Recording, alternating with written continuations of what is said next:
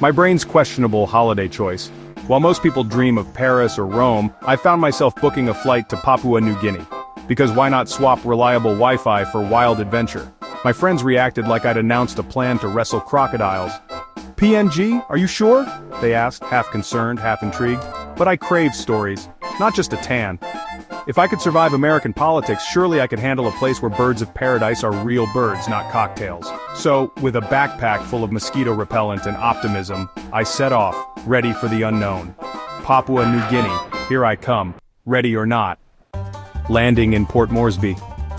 The descent offered a tantalizing glimpse of what lay ahead, a sprawling tapestry of green, punctuated by the shimmering coastline. I could feel the anticipation building as the plane touched down, a mix of excitement and trepidation swirling within me. This was it. The start of an adventure into the heart of Papua New Guinea was an experience. Stepping off the plane felt like entering another world. The air hung heavy, thick with humidity, a stark contrast to the sterile air-conditioned environment I had just left behind. The terminal building, a modest structure, hummed with activity, a vibrant mix of locals and travelers eager to begin their journeys. The heat hit me like a wall, an invisible barrier that instantly enveloped me. It was the kind of heat that seeps into your bones, making every movement feel like a monumental effort, thick, relentless, and instantly sweat-inducing. My clothes clung to me, and I could feel beads of perspiration forming on my forehead. It was a baptism by humidity, a clear sign that I was no longer in Kansas. The airport had a certain DIY charm, a testament to the country's resourcefulness and resilience. It wasn't glamorous, but it was authentic, a reflection of the raw beauty and untamed spirit of Papua New Guinea. And the city buzzed with color, a kaleidoscope of vibrant hues that painted the streets and markets. From the brightly colored clothing of the locals to the exotic fruits and vegetables on display, every corner seemed to burst with life, noise and a festival-like chaos that was just Tuesday. The streets teemed with people going about their daily lives, a vibrant mix of cultures and traditions blending seamlessly together. It was a sensory overload, a captivating glimpse into the heart of Papua New Guinean society. My hotel's luxury included a fan that sounded like a helicopter, a constant whirring that filled the room and threatened to drown out all other sounds. It was a far cry from the sleek, modern hotels I was used to, but it had a certain rustic charm, and a view of a wall with more character than comfort. The wall was weathered and worn, a testament to the passage of time and the harsh tropical climate.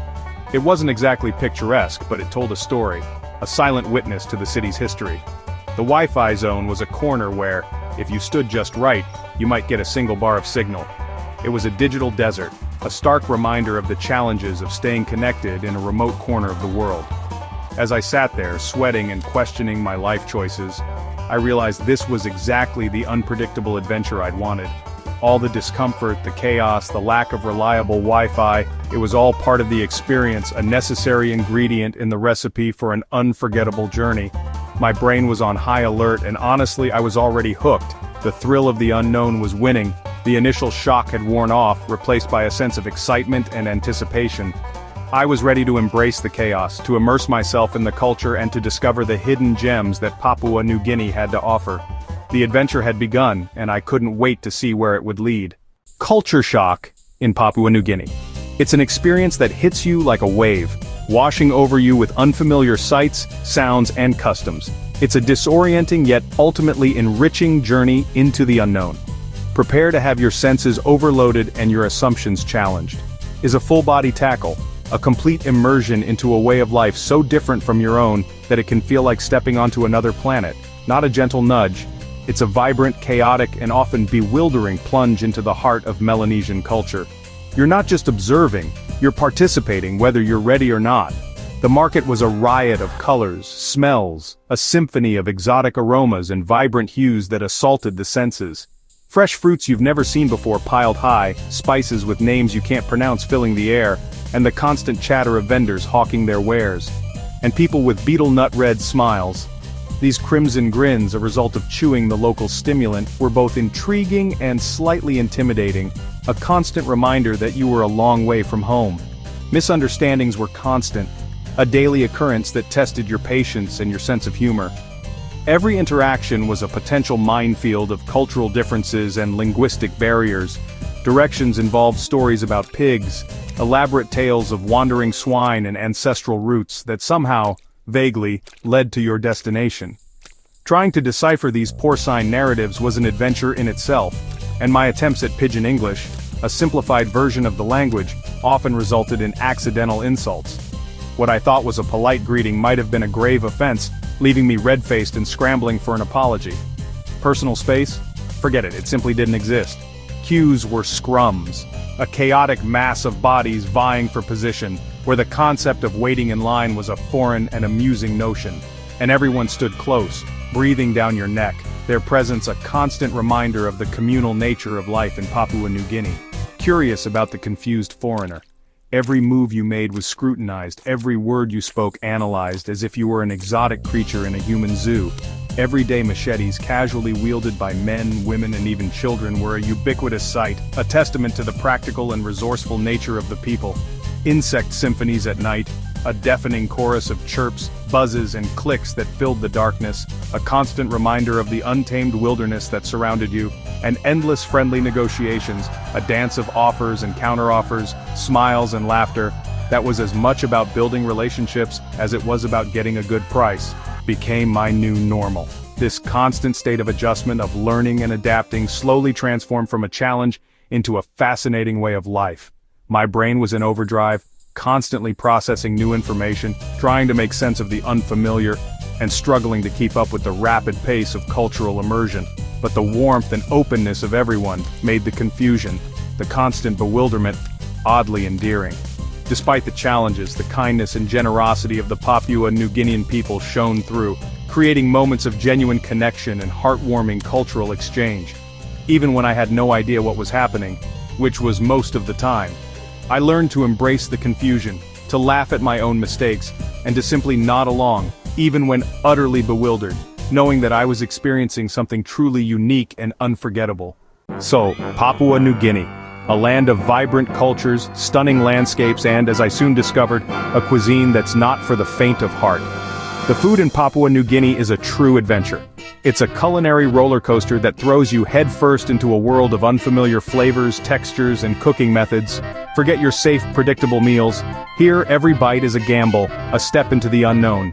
My initiation began with mumu, a glorious smoky feast of pork, tender, succulent, and infused with the earthy flavors of the underground oven, chicken cooked alongside, and sweet potatoes all mingling together in a symphony of smoky goodness, cooked underground in a traditional earth oven.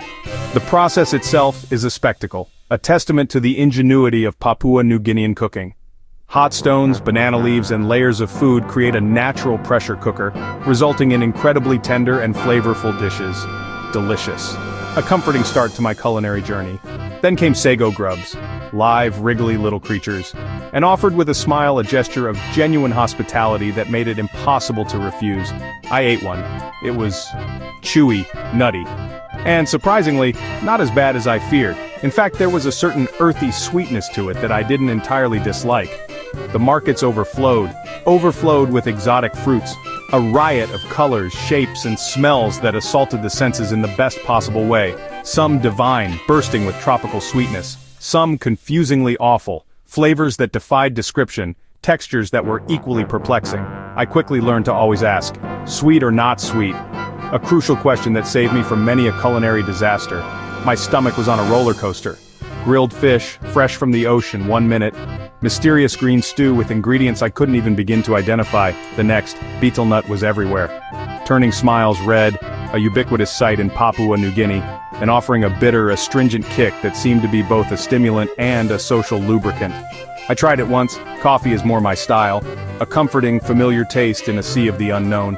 Food here is a theme park, a culinary playground for the brave, a test of your palate's limits.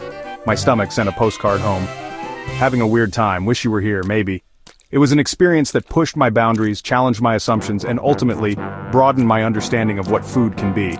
But every meal was a window into local life, a glimpse into the traditions, customs, and values of the people. And I survived, mostly, with a newfound appreciation for the adventurous spirit of Papua New Guinean cuisine and a slightly more resilient stomach. Communication in Papua New Guinea is a dance where I kept stepping on toes. With over 800 languages, I clung to pidgin English, but my attempts usually made locals laugh, and sometimes blush. Gestures were a minefield. My hungry mime apparently meant I have a stomachache. Buying water became a comedy routine when my pronunciation turned wara into something rude. Eventually I adopted the point and pray method, surprisingly effective. But the real magic was in the shared laughs, the kindness of strangers, and the realization that connection goes far beyond words. Looking silly became my superpower, and it worked. The people of Papua New Guinea are the country's true treasure. Everywhere I was met with warmth, curiosity, and beetle nut-stained smiles. In remote villages, elders shared ancient stories and children giggled at my accent and camera. I learned to say yes to everything, especially food I couldn't identify. Even when I felt out of place, the generosity and humor of my hosts made me feel at home. Sometimes the most meaningful moments happened in silence under a sky full of unfamiliar stars. Papua New Guinea's nature is turned up to 11. The jungles are dense, alive, and overwhelming, like crashing a wild green party. Trekking through rainforests, I was surrounded by birds of paradise, tree kangaroos, and insects that treated me like a buffet. The landscapes were jaw-dropping. Misty mountains, volcanoes, rivers, and coral reefs bursting with color. A boat trip on the Sepik River revealed stilt villages, crocodiles, and endless new vistas. The humidity, mud, and leeches were relentless, but the beauty was worth every challenge. Standing atop a mountain, lost in endless green, I felt small and awed, and I've never appreciated a hot shower more. My superpower? Getting lost, anywhere, anytime. In PNG, I got lost on jungle trails, in tiny villages, and even in markets that felt like vegetable mazes. Directions involved mango trees and rocks shaped like sleeping pigs, none of which looked as described. Luckily, friendly locals, often giggling children, always rescued me. Each detour forced me to interact, ask for help, and rely on the kindness of strangers. I learned patience, humility, and the value of snacks for unexpected adventures. My sense of direction is hopeless, but my ability to find help? Unbeatable. Papua New Guinea, what a trip. It was wild, confusing, and unforgettable. I came home with stories, a new perspective, and a stomach that survived sago grubs. If you want a relaxing beach holiday, look elsewhere. But if you crave adventure, connection, and a challenge, PNG delivers. It's not about comfort, it's about experience. I learned that paradise is found in shared smiles, wild landscapes, and the thrill of the unknown. Would I do it again? Absolutely. Armed with more insect repellent. Papua New Guinea. Not for the faint-hearted, but perfect for the curious.